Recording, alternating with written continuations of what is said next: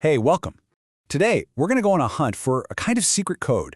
It's a really simple pattern of numbers that somehow connects the swirl of a galaxy to the petals in a flower and, get this, even helps power the technology you are using at this very moment. So, let's start the hunt.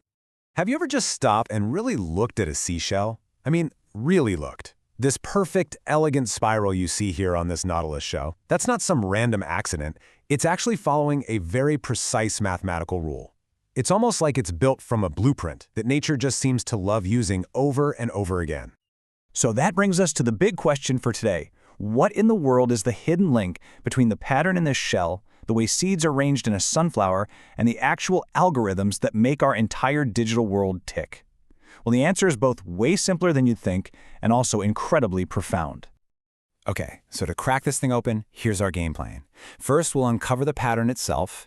Then we're going to trace its totally bizarre origin story, from multiplying rabbits all the way back to ancient poetry.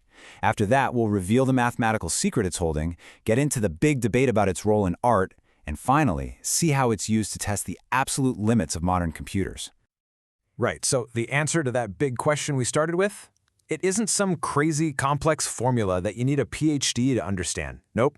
It's just a simple sequence of numbers, a pattern so fundamental, it honestly seems like it's woven right into the fabric of the universe. And here it is. This is the Fibonacci sequence.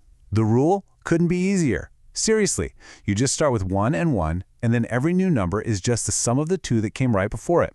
So 1 plus 1 gives you 2. Then 1 plus 2 is 3. 2 plus 3 is 5. 3 plus 5 is 8. And on and on and on it goes, literally into infinity. Pretty simple, right? But where did this thing even come from? So where did this pattern first pop up in history?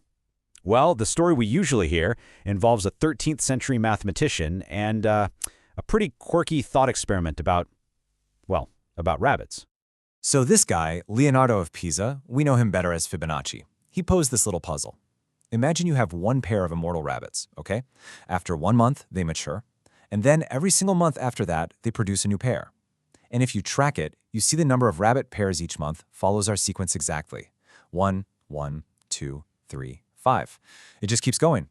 Fibonacci published this whole idea in his book Liber Abaci way back in 1202. And this book was a huge deal. It's the book that introduced Europe to the Hindu-Arabic numerals, the numbers 0 through 9 that we all use today. And tucked away inside was this weird little sequence that came from his rabbit puzzle. But here is the major twist in the story.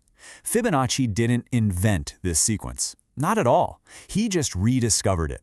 The real origins go back centuries earlier and halfway around the world, not to biology, but to poetry.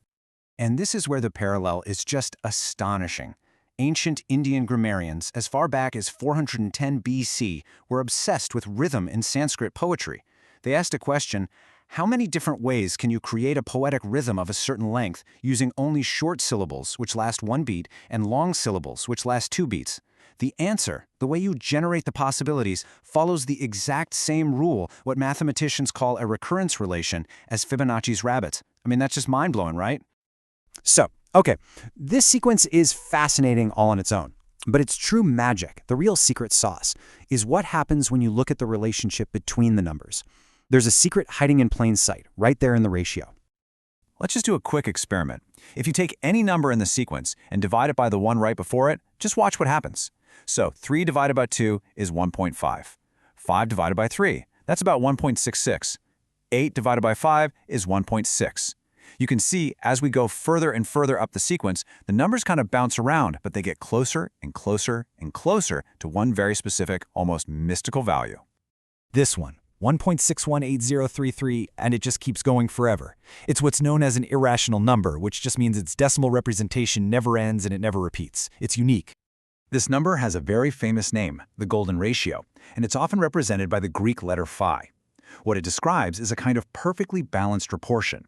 Just imagine you have a line and you divide it into 2 unequal parts, so that the ratio of the whole line to the longer part is the exact same as the ratio of the longer part to the shorter part.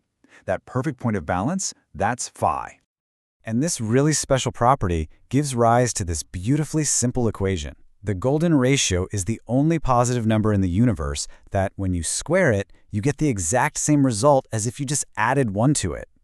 It's just an incredible, elegant mathematical identity. And for anybody out there who remembers high school algebra, if you rearrange that equation just a bit to x squared minus x minus 1 equals 0, and you plug it into the good old quadratic formula, you get the precise value of the golden ratio. 1 plus the square root of 5, all of it divided by 2. See? Math is beautiful. So the fact that this really weird special number just sort of emerges naturally from such a simple sequence has led a lot of people to believe it's more than just math. That maybe, just maybe, it's a universal blueprint for beauty and harmony. A lot of proponents, like the legendary architect Le Corbusier, were absolutely convinced of its power. He and a lot of others intentionally designed their work, everything from buildings to paintings, using proportions that get really close to the golden ratio, because they believed it created an aesthetic that was just naturally pleasing to the human eye. Okay, but while that idea is really romantic, is it actually true? Well, the scientific evidence is a bit shaky.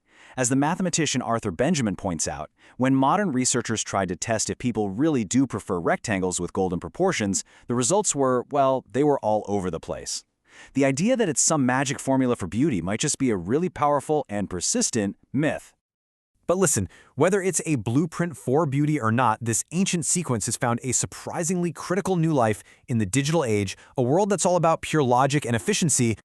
Let me introduce you to the Euclidean algorithm. This thing dates all the way back to ancient Greece, making it one of the oldest and most efficient algorithms that we still use constantly today.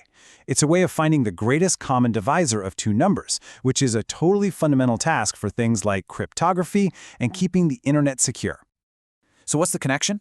Well, in this fantastic twist, if you want to test how efficient the Euclidean algorithm really is, you have to give it the hardest possible problem you can think of. And guess what that hardest problem is? It's finding the greatest common divisor of two consecutive Fibonacci numbers. Our ancient sequence from poetry and rabbits provides the ultimate stress test for a cornerstone of modern computer science. And that right there just brilliantly illustrates the enduring power of this simple little idea. It went from a thought experiment about rabbits to the rhythms of ancient poetry, from a supposed key to all beauty to a benchmark for computational efficiency. So we've journeyed from nature to art all the way to cutting-edge technology, and we did it all just by following a single thread of numbers. It really makes you wonder, doesn't it? What other simple, universal codes like this are out there, just hiding in plain sight, waiting for us to discover them?